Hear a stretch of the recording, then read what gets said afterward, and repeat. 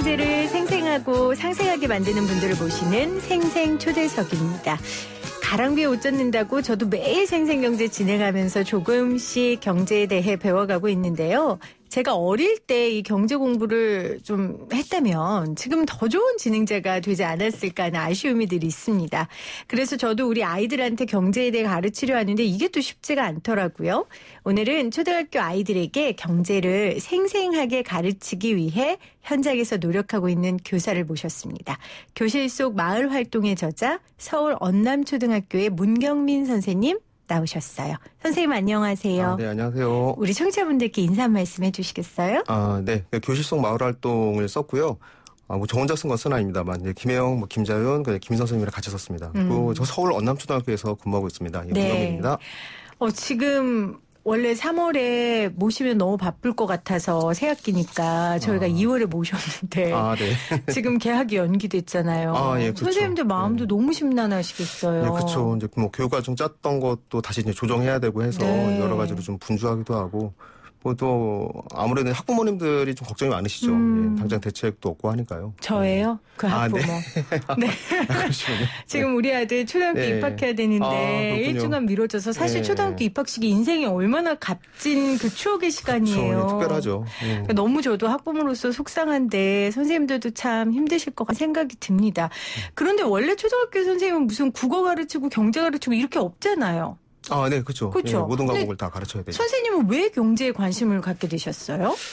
그러니까 삶의 문제였기 때문에 관심을 안 가질 수가 없었고, 그리고 아이들한테 우리가 살아가는 세상에 대해서 더 잘 가르치고 싶은 욕심, 그리고 우리가 살아가는 세상이 어떻게 변했으면 좋겠다는 어떤 소망을 같이 공유하고 싶은 마음, 그런 것들이 있었기 때문에 경제 교육을 좀 각별히 좀 들여다보게 된 것 같습니다.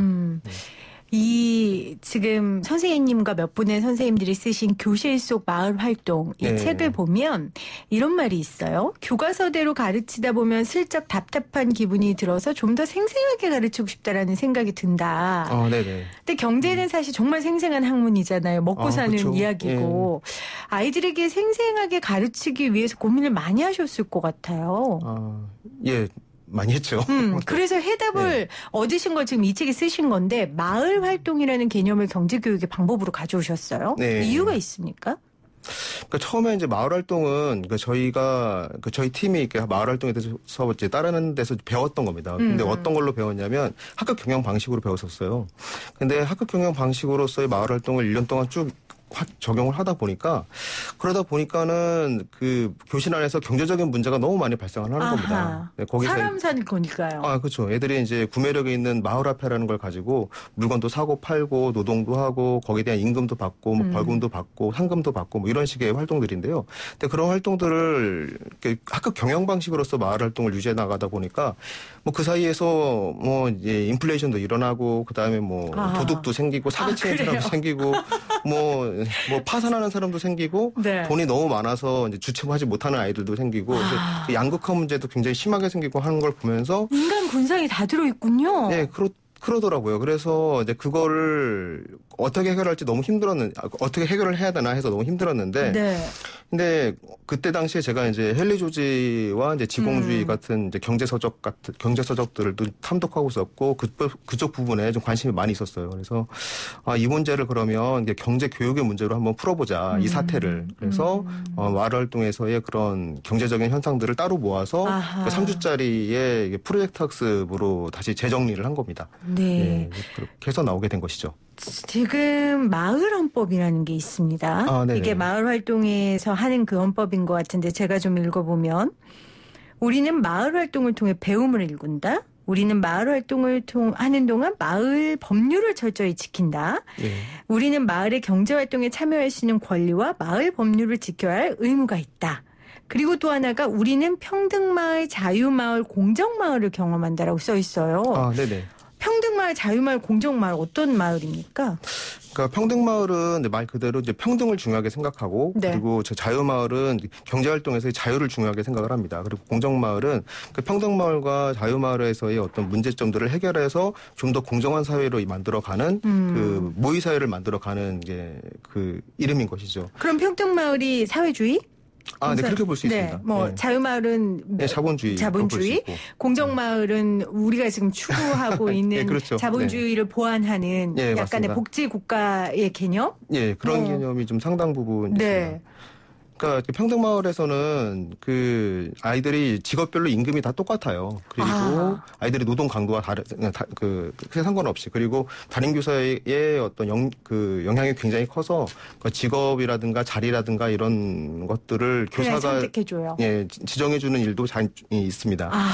근데 이제 반면에 이제 자유마을 같은 경우에는 그 직업 선택의 자유라든가 그다음에 돈을 벌 수 있는 자유, 그다음에 그 여기서 자리가 아이들이 앉는 자리를 토지라고 보는데요. 그 토지를 선택할 수 있는 자유, 그리고 그것을 통해서 그 불로소득을 얻을 수 있는 그런 자유들까지 다 열어줘요. 그렇게 하면 평등마을 때는 아이들이 좀 답답하게 느낍니다. 경제활동에 대해서. 그리고 약간 좀 억울한 애들도 생겨요. 그렇죠. 나는 열심히 일했는데 왜 옆에 있는 애랑 임금이 똑같으냐라고 이제 얘기를 하기도 하고.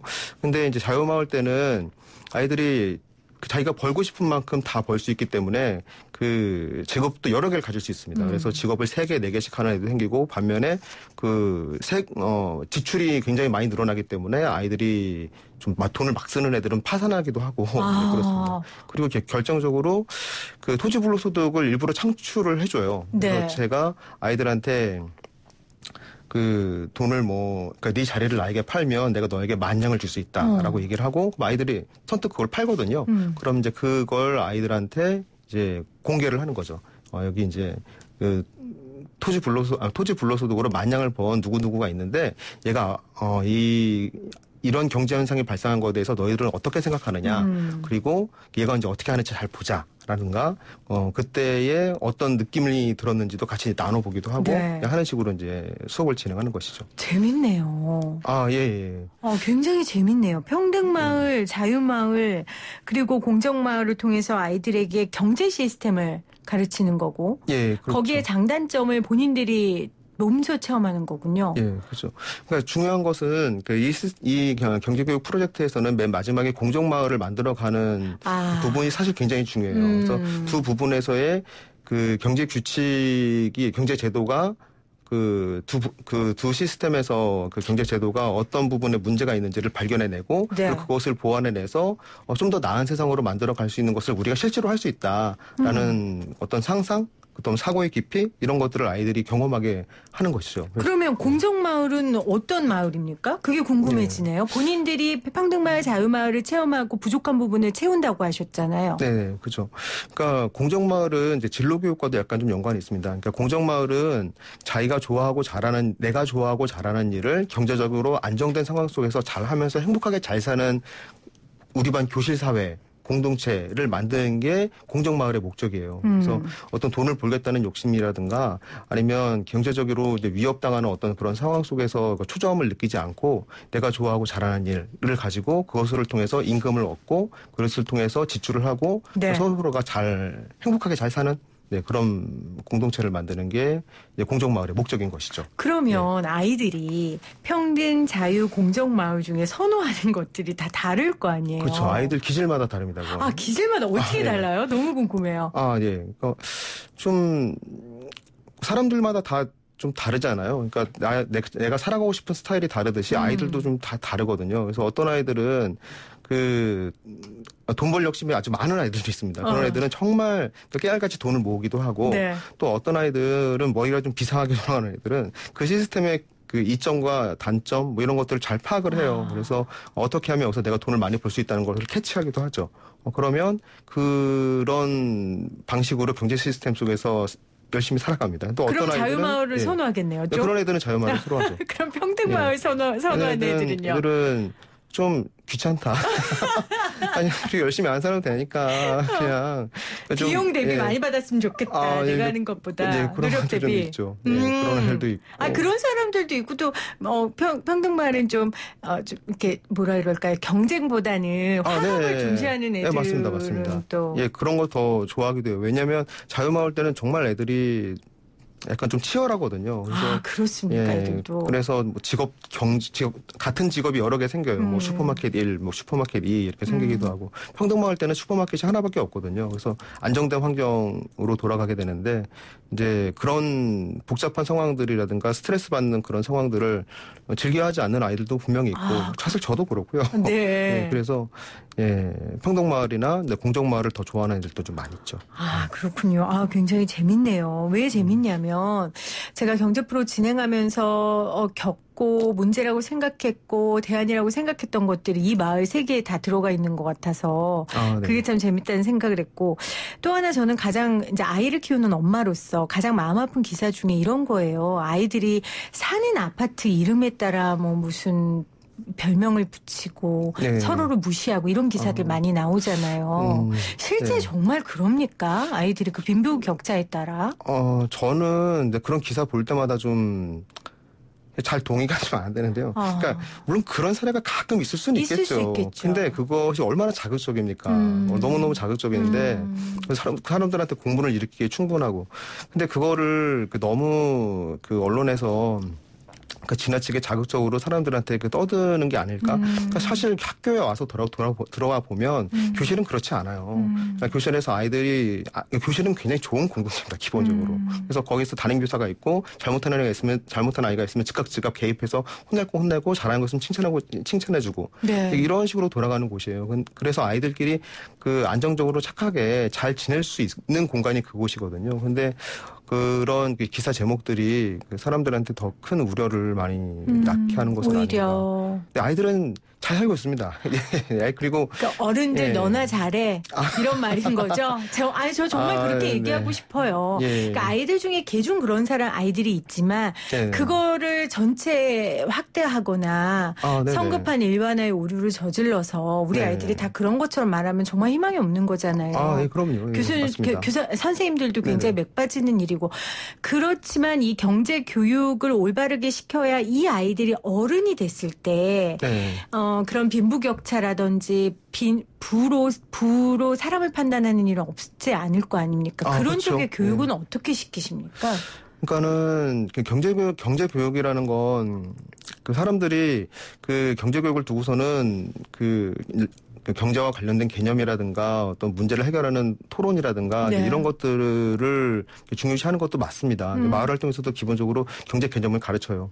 근데 경제 교육이라는 건 가치가 들어가지 않을 수 없죠. 가치가 들어가지 않을 수 없죠. 맞습니다. 그러니까 가치를 잘 녹여내야 되고 그걸 통해서 아이들이 어떤 것이 옳고 어떤 것이 그른지를 스스로 체험하고 경험하게 하는 그런 경제 교육이 저는 필요하다고 봅니다. 그래서 물론 이제 교육은 가치 중립적인 부분이 분명히 있습니다만, 그렇지만 우리가 쉽게 동의할 수 있는 더 좋은 사회에 대한 이상이 있다면, 근데 그것을 위해서 좀 더 과감한 어떤 교육 방법, 교육 프로그램 이런 것들을 도입하는 것도 저는 굉장히 의미 있다고 생각합니다. 네. 어느 학교예요? 우리 아이들 보내고 싶네요. 서울 런남초등학교고요. 오시면 좋은 학교입니다. 근데 갈 수는 없죠. 주소지 통해서 위장 전입하면 안 되니까요. 저는 그냥 저희 동네 학교로 보내겠습니다. 마을 활동 진행하면서 선생님 가장 기억에 남았다거나 뿌듯했던 일화 있습니까? 네. 그러니까 이건 되게 제가 개인적으로 좋았던 경험인데 경제교육과는 사실 관련은 좀 없는데 그러니까 저희 반에 좀 소외되었던 어떤 한 아이가 있었어요. 근데 아이들 사이에 잘 끼지도 못하고 아이들이 별로 좋아하지도 않고 이 아이도 아이들을 좋아하지 않는 그런 고립되어 있는 아이였었는데 근데 마을 활동을 하니까 마을 활동 에서는 그 아이도 자기 역할을 받게 되거든요. 그러니까 내가 뭐 임금 담당자라든가 세금 담당자라든가 벌금 담당자라든가 또는 뭐 슈퍼마켓, 도서관, 신문사 어쨌든 자기 역할을 받게 돼요. 그러면 그 마을 활동 안에서는 자기가 하고 싶지 않아도 또는 아이들이 원하지 않아도 그 아이와 같이 접촉해야 되고 이야기해야 되고 같이 상호작용해야 되거든요. 그러니까 마을 활동 3주가 끝나고 났을 때 제가 제일 정말 좋았던 건 그 아이가 경제활동을 즐겁게 했을 뿐만 아니라 3주의 프로젝트가 끝나고 난 다음에 교실에서 애들이랑 노는 거죠. 애들이랑 카드 게임도 하고 웃기도 하고 같이 손도 잡고 얘기하는 겁니다. 그러니까 그 모습을 보면서 이게 이런 식으로도 좋을 수 있네? 라는 생각을 하면서 되게 잘했다 이렇게 생각했죠. 그 직업 일이라는 건 사람의 존재감, 자존감을 세워주는 거니까요. 아마 그 아이한테도 뭔가 일이 주어지면서 본인의 자존감과 본인의 역할을 그 공동체 안에서 갖게 된 거고 공동체가 회복되는 일들이 그 경제교육을 통해 이루어진 것 같아요. 네, 맞습니다. 정말 부모로서 그리고 경제프로 진행자로서 선생님께 정말 감사의 인사를 드리고 싶은데 혹시 이 얘기를 들으면서 우리가 집에서 이런 경제교육을 시켜보고 싶다 하는 부모님께 좀 팁을 주실 수 있습니까? 예를 들면 저는 아이가 둘이거든요. 집에서, 그러니까 지금 일단 마을활동 같은 경우는 학교 교실 상황을 전제한 거라서, 집에서의 경제교육이라면은, 그건 우리 다음 시간에 다음 시간에 모셔서 제가 그럼 얘기를 들어볼게요. 죄송해요. 아니.